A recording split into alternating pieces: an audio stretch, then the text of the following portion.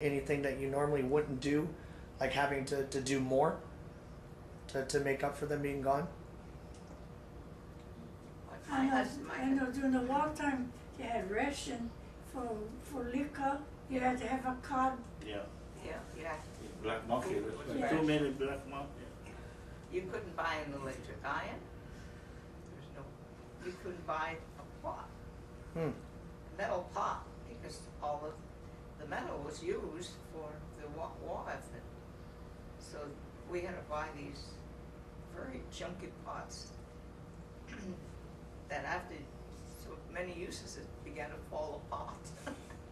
So you got a lot of metal in your food, huh? No, you just don't use them anymore, you know.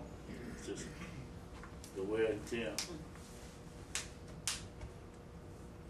I remember getting an iron, and I was really very happy to get it, because my boss was leaving for the mainland.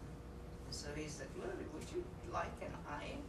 I said, of course, I would love to have an iron, because you couldn't iron your clothes. You didn't have an iron. You could not buy one in the store, because it was not available.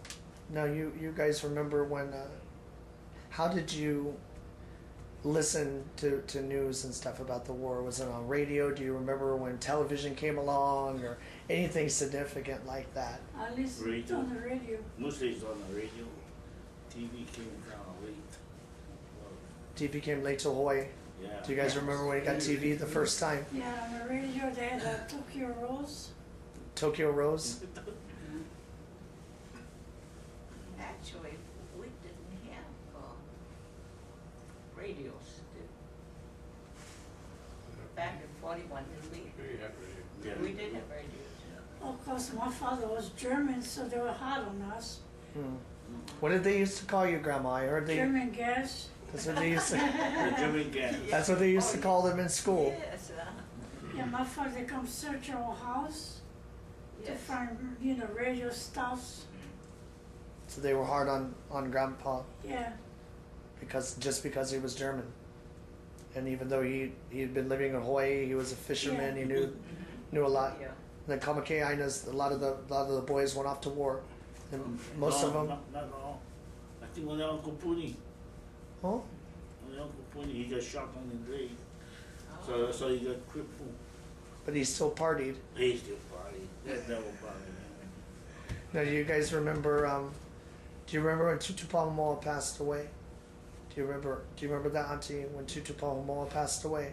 No, I don't. I really don't. And what about any of the other Kūpuna? Do you remember anything else about them that has significance? Did they do anything special? Did they have a special talent? Were they extra mean, extra nice? Well, like Tutu Pahumoa, he's a person that, nobody can tell him nothing. Once again, that doesn't sound familiar at all.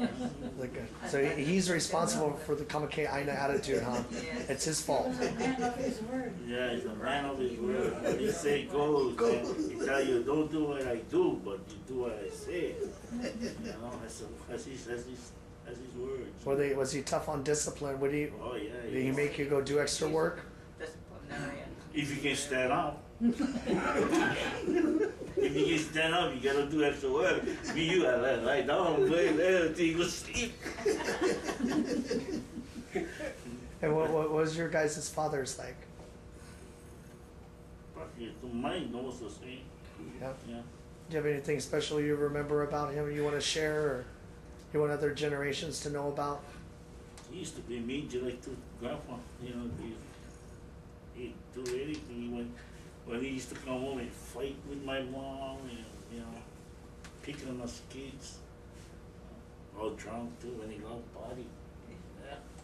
I know your grandpa named after Uncle Puni, Uncle Keone, Earl Keone Ohilo Kumakeana. Mm-hmm. Now, from my understanding of the Keone Ohilo, if you look at the Mo'okauhau, the genealogy, there's an individual named Kalaimi Donner-Kamake, and he's Tutu Pahumoa's great grandfather. And I've always wondered with Uncle Uncle Keone. He's Keone Ihilo, and Grandpa and your son, Uncle Earl Jr., is Keone Ohilo. From my understanding, they both mean of. So Keone of Hilo. If you look at, has anyone ever thought about that? Where the Keone Ohilo or the Keone Ihilo came from? Was that just passed down in the generations? Yeah, it was just, I imagine that's, yeah. it was That's just what- passed down Because, generation to generation. because the tutu Pahumoa came from Hilo in Big Island, so that's just it is. And I know the 1900 census, Papa Aina, is shown on the 1900 census in Hamakua. Right. And I heard that when, excuse me, I heard that when he got older, he wanted to go back home where he grew up. And people thought he was a little pupule. Because they're like, you didn't grow up in Hamakua. And he's like, yes, I did. Yes, I did. And we show him on the 1900 census, him, Tutu Pahumoa was 19. Tutu Pu'ukaulana was 18. And he and she had Papa Aina already in 1899. And he was barely a year old, not even a year old yet. He was only a few months old on the 1900 census of Hamakua. Do you guys want to take a break maybe to stretch, get a drink, maybe use the restroom, something along those lines? Or is there anything else you guys want to mention, maybe about your spouses, your children, anything you want people watching this to know that is important to pass on to the future generations so that one day, if ever the time comes, because I know you all are tough, you'll be around with us for a long time, if ever comes a day that you weren't here to talk to the next generation about I think our family. kids will continue our story. You know, they're gonna, what they see, they're gonna pass on. We come to our end and that's it. Let the Kamalis take over from there. Anything else about the Kamake Ainas? Anything that you want them to know about what's important about being a Kamake Aina, or so many in the ohana don't know what that means. They don't even know what the interpretation of that word means. Anything you want to share to them about, being proud to be a Kamake Aina or anything like that? Well, Kamakeana's a loving family. We may be a little crazy, but we still love each other, right? And I know that Kamake Ainas They're are loving and they're generous. Right. Yeah. Como que hay a lot of aloha.